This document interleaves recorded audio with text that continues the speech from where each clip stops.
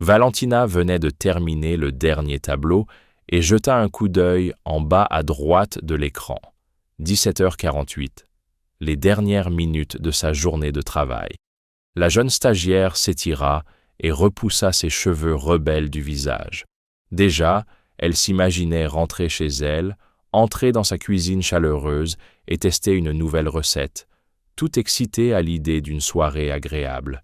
Soudain, la voix de sa supérieure la tira de ses pensées.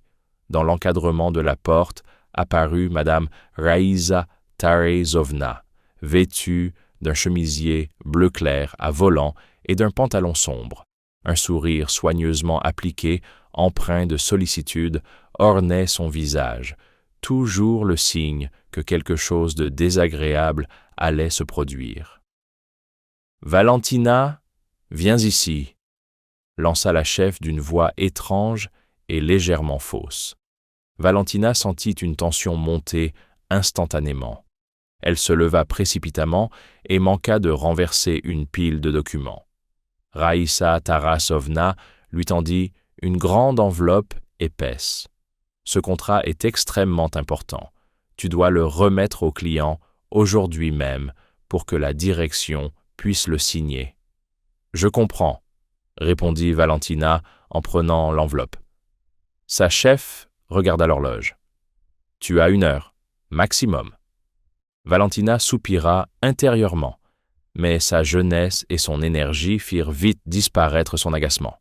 « Très bien, allons-y, » pensa-t-elle en se mettant en route.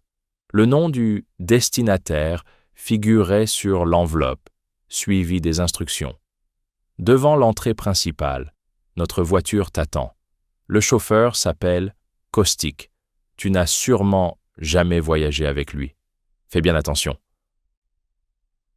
Valentina hocha la tête, prit les documents et se précipita dehors. Elle manqua presque la porte. Quelle maladroite! Entendit-elle derrière elle la voix moqueuse de Raïsa Tarasovna alors qu'elle descendait les escaliers à toute vitesse. Dehors, une voiture noire étincelante l'attendait déjà.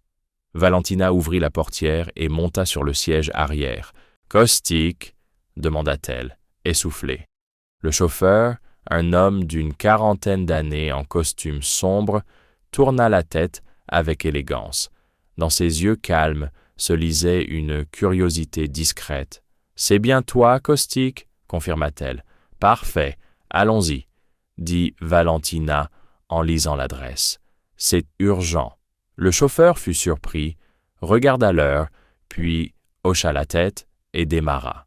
Alors qu'il traversait les rues encombrées, Valentina se détendit un peu, mais ne put rester silencieuse longtemps. Toute la journée à livrer des documents. Qui aurait cru? Caustic esquissa un léger sourire dans le rétroviseur. Travaillez-vous souvent jusqu'au soir? Ah! Notre Raïsa Tarasovna veille toujours à ce que... Commença Valentina, mais s'interrompit, un peu nerveuse. Le lendemain matin, Valentina tenta de contacter la société de traiteurs. Avec horreur, elle apprit que la commande avait été annulée. « Je suis désolée, Madame Valentina, mais votre réservation a été annulée hier soir. On nous a demandé d'annuler. » Valentina resta figée, le téléphone à la main, le visage livide. Elle comprit immédiatement qu'il s'agissait d'une machination de Raïsa Tarasovna. Un frisson de panique parcourut Valentina, mais il fut rapidement remplacé par une détermination farouche. « Non, tu ne vas pas me piéger, » pensa-t-elle. Elle savait que commander un traiteur maintenant serait impossible. La seule solution était de tout faire elle-même. Sans perdre une seconde, elle attrapa son sac et courut chez elle. Dans son appartement, Valentina se transforma en chef d'un soir. En un temps record, elle prépara plusieurs sortes de bouchées et amuse-bouche, utilisant ses fromages, maison, pâtés et autres ingrédients soigneusement préparés. Elle retourna au bureau avec ses plats et appela quelques collègues. Aidez-moi, vite. Déposez ces plats dans la salle de repos. Surpris mais impressionné par sa détermination, certains collègues se joignirent à elle. Pendant ce temps, Raïssa Tarasovna se tenait dans la salle, les bras croisés, l'air moqueur. Lorsque les invités arrivèrent, la salle de réunion était prête. Kostik et ses partenaires furent surpris, mais Valentina présenta fièrement ses créations. Les invités goûtèrent et furent enchantés. Œufs farcis, canapés au fromage frais et au cornichon, petites tartelettes au pâté de foie de volaille et confiture de cerises. Chaque bouchée rappelait les saveurs authentiques et familiales. Kostik, émerveillé, prit une tartelette et murmura « Incroyable! C'est comme retrouver le goût de mon enfance. » Ignorant les remarques sarcastiques de Raïssa Tarasovna, il appela Valentina et l'invita à expliquer ses préparations aux invités. La jeune stagiaire, légèrement rougissante, partagea avec eux ses recettes et anecdotes, et l'atmosphère se transforma en un moment chaleureux et amical. À la fin de la journée, Kostik convoqua Raïssa Tarasovna dans son bureau. Il avait reçu le rapport de sécurité et connaissait la vérité. La commande avait été annulée pour piéger Valentina. « Votre comportement est inacceptable », lui dit-il froidement. « Vous êtes licencié. » Valentina, elle, fut félicitée et remerciée.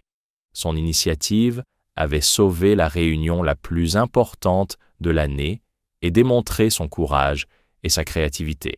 Kostik lui proposa même un rendez-vous ce soir-là, une invitation qu'elle accepta avec un sourire timide, mais heureux. Le reste de la journée, elle quitta le bureau avec un grand bouquet offert par Kostik, tandis que ses collègues, récemment moqueuses, la regardaient bouche bée. Le destin de Valentina venait de changer à jamais. Quelques heures plus tard, Valentina quitta le bureau, la tête pleine de pensées et le cœur battant d'excitation. Dans ses bras, elle tenait un grand bouquet soigneusement arrangé que Kostik venait de lui offrir. Ses collègues, qui quelques jours plus tôt murmuraient à son sujet, restaient bouche bée, incapables de croire à ce revirement. Un léger murmure parcourut la pièce, tandis que Valentina quittait le bureau, un sourire fier sur les lèvres. Le soir venu, Valentina et Kostik se retrouvèrent dans un petit restaurant charmant, loin du bruit et du tumulte.